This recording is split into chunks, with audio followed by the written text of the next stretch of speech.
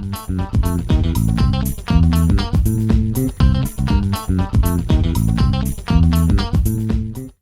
everyone, let's talk about lists in Dart. What I've set up here is a simple Flutter project because I think Flutter with its hot reload makes it really easy for us to test the code.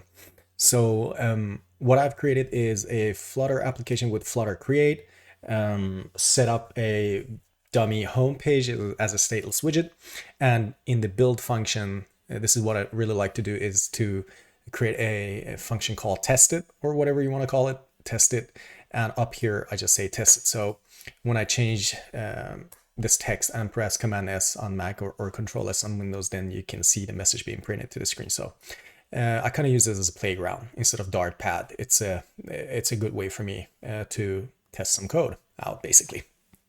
So let's get right to it. In Dart, you create a list with this syntax is square brackets. To the left, opening square brackets and closing square brackets. And in here, you can just put any value that you want. Here's a list. Here's a list of integers, for instance. Here's a list of objects. The reason behind that is that it's a mixed list. In Swift, for instance, this would be a list of any object. But in Dart, is a list of object because it's pretty much everything in Dart is an object. You can create an empty list, but in this case, since Dart doesn't really know what this is, if you say is an empty list, you can see that the list doesn't have any data type, so it's a dynamic list. So one of the things you may want to do with list is to extract its data. So if I, for instance, say final values is 20, 10, and 14. You can extract the values of a list using a subscript. So you can say value 0, first value, and you can say final last value is values index 2. Lists, as there are in every programming language that I know about, are zero-based indexes, and that means that the first item in a list has the index of 0, second item has the index of 1, and the third item has the index of 2, and so on. So if n is the length of a list in Dart, then the last item in the list will have the index of n minus 1. So that's usually good to remember. And thankfully, Dart provides you with some functionality to extract the first and the last item of a list without you having to say values 0 or values, for instance, values length minus 1. You could, of course, do this, or you could just say values first and values last, and then you can say first item is $first value, and last one is $last value. Just like that. Save it. You can see that it says first item is 20 and last one is 14. So using first and last properties are really good ways of retrieving the first and the last item instead of depending on their index. Now these are optional values. So for instance, if this list is empty, you will get no elements in here thrown. So you can't really expect these values to be there. And when I said optional, I don't mean that in the sense of optionality they are defined as, for instance, t optional. I mean that their presence is optional, in that you can go to first and see that it actually tries to get the element, and if it's empty, then it throws a state error. So you can say try and on state error catch e, and put these statements in the try, and here you can say print could not get the values, errors is e, just like that, and get formatting in place. And you can see that could not get the values, error is bad state, no element gets printed to the screen.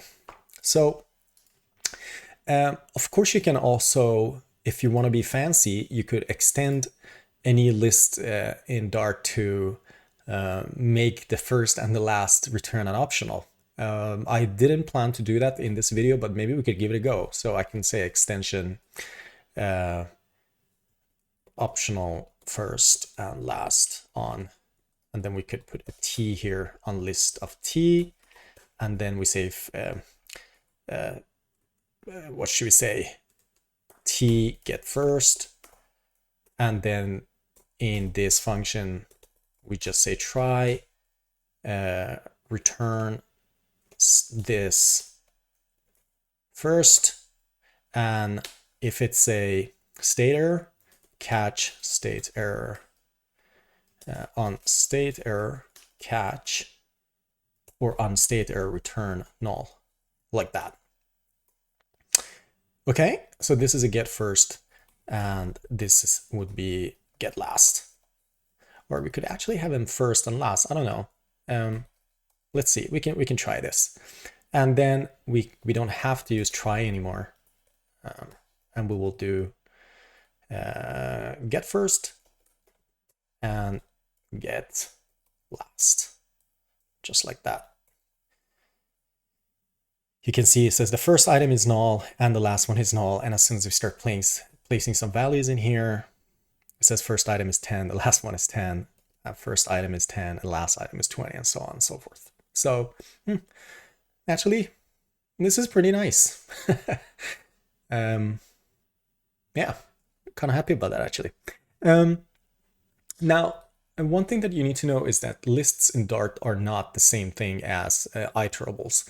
An iterable in Dart and in Python, for instance, or even in Swift, is an object that can be iterated through, which means that you can use a for x in iterable syntax usually, even in Python and Swift. And in Dart as well, it's the exact same syntax. In Dart, you have to put a parenthesis around after the for, but in Python, you don't have to do that. In Swift, you don't have to do that either. But it's the exact same syntax otherwise.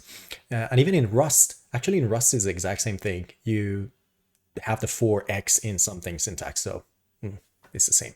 An iterable is an object that you can iterate through from the first item to the last if there are any items present.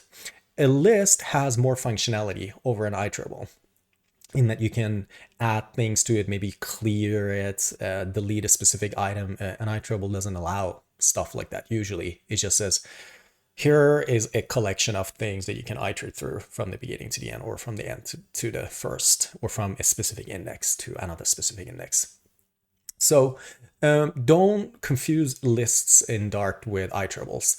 There are different ways of converting between the two. For instance, if you have an iterable generate 10 values that we ignore and we just say Flutter is great, you can say for value in, let's see, for final value, and you put the parentheses that I talked about earlier, and then you say print value is $value. This is an iterable. You can see it's going to print the same thing. Flutter is great. Value is Flutter is great 10 times, as it's denoted here by 10. But an iterable can be converted to a list. So you can say to list at the end of it, or you can say list from, and then you can provide an iterable to it. Now, if this is the kind of thing that you're trying to do for your lists, instead of doing iterable generate, there's also list generate. So I recommend strongly, if this is what you want and you want to get a list out of it and not an iterable, instead of doing this and saying to list, you can instead just say list.generate. It does the exact same thing for you. So that's one thing. Now there's another function on lists in Dart that I sometimes use, and that is the reduce function.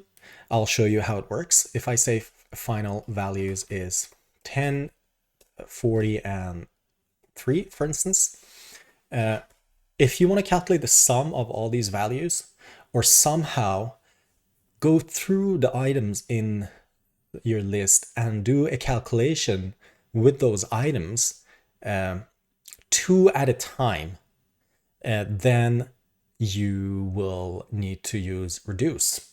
Now, by 2 at a time, I don't mean that the operation is going to provide you with this and this at the same time and you do something with it, except it's going to ask you for a seed. And once you provide the seed, it's going to give you the seed and the next item in the list. And it says, okay, what do you want me to do with this? And then you can do your operation with it and return a value. Then that return value will be the seed value for the next iteration. So let's have a look. If I say final sum is values reduce, and then here, let's see how the reduce looks like. You can see it says combine. And then in here, I'll just say value plus element. And then I will say print sum is $sum. And you can see here, it says sum is 53. It's because it's literally gone through these one at a time. And the seed is, you don't have to provide a seed here. I can see, so what I mentioned before is partly incorrect. You don't have to provide a seed. It's not like Swift. So it's gonna go through the items 2 at a time. And then it says, okay, here's 10 and 40. What do you wanna do with it? And we say, okay, plus it. It will be 50. And it says, okay, I got the 50. That's my seed. So it calculates the seed like that. And then when the 50 is produced, 50 will be provided to the value next iteration. So 50 plus the next element, which is 3, it's 53. So you can also test that by just providing one value, and you will see it has that covered. So if it's only one value in the list, the seed will be 0 and the element will be 3, or maybe the other way around. We have to put some debug breakpoints here. Okay, one of the other functionalities that you may be using regularly on lists in Dart is sort functionality. So now I've got a list here, and then I can say value sort, and I can say, actually this doesn't provide any return value, I think. It's a void, and then I can say print values. You can see now it's going to be 12, 30, and 40. You can of course sort descending as well, and because this provides you with a compare functionality, so you can just say, let's see if it provides us with some values. Okay, what is a comparator? So we can do it like this: left hand side, right hand side, and then we say left hand side, or if you want to do a descending comparison, we say right hand side compared to left hand side. And I can clear the console here, and you can see now is a descending sort. Now, I touched upon this earlier in this video, but if you want to iterate through the values that are provided in a list in Dart, you can just say for final x, for instance, in values. And then you can say print value is x. That's it. And you can see the values being printed to the screen. So the for something in something accepts an iterable. And since every list in Dart is an iterable, then it can be iterated through. So, and I believe in the documentation, this is that if a list is being iterated through, you shouldn't be modifying it. So if you modify a list, you'll get some strange behavior. You can also, of course, go through the values using a more functional approach, and that is with for each function. And you can just say print. What this does is that it goes through every item in your array, and then for every one of those items calls this function. You can see it says give me a callback that is a void and takes this element and does something with it. So I can just say Command S, and you can see 30, 12, and 40 are printed to screen. So you can also provide your own function. You can say debug values or print values with prefix, and it takes a string and it says print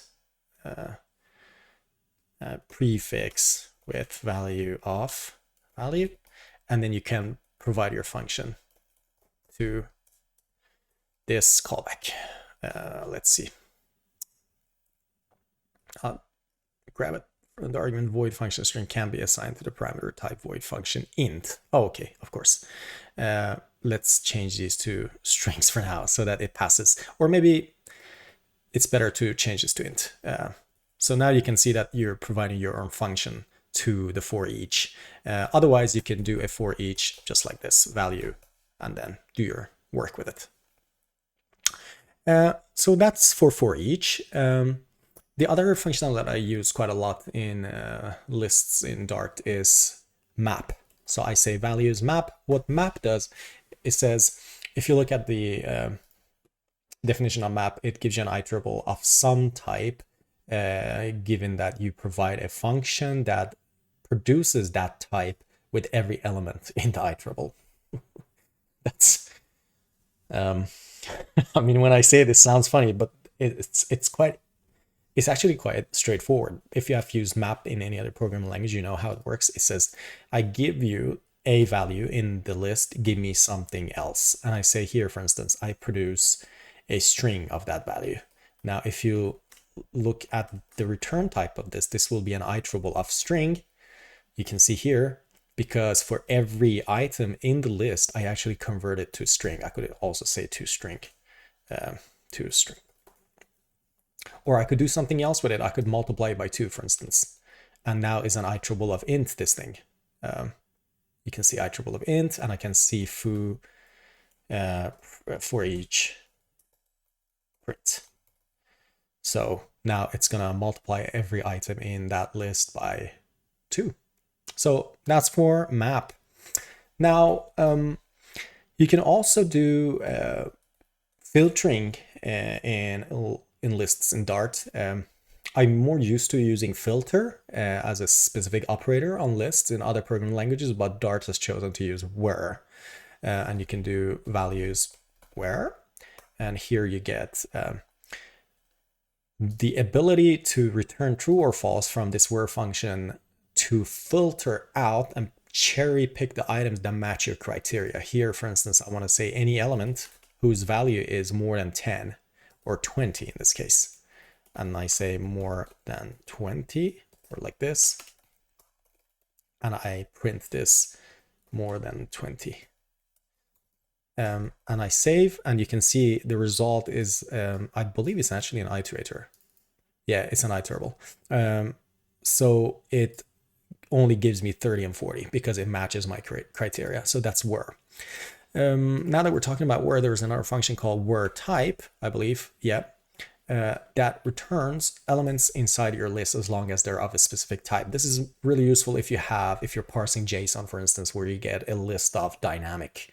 So you have 30, 12, 40, value, foo, and bar. You can say where type, string. I can't type, talking about type. And in here, I'll say strings. And I print all the strings. And you can see it extracts any item of that type from the list. And of course, you can also, just as a last note, you can also append to your lists as long as they're not constants. For instance, if I say final values is 30, 12, 40, and I can say values add, and I can add 50 or 60, whatever I want, 1. And then I print values. And you can see 1 is added or appended to the list. You can also remove items. So you can see it either removes a specific item or removes at a specific index. So you have the possibility to perform these operations depending on what fits your requirements best. So I don't want this video to get too big. I hope that I could cover the most important functionalities on lists in Dart. And I hope that you enjoyed the video. If you have any questions, please do let me know. Have a good day.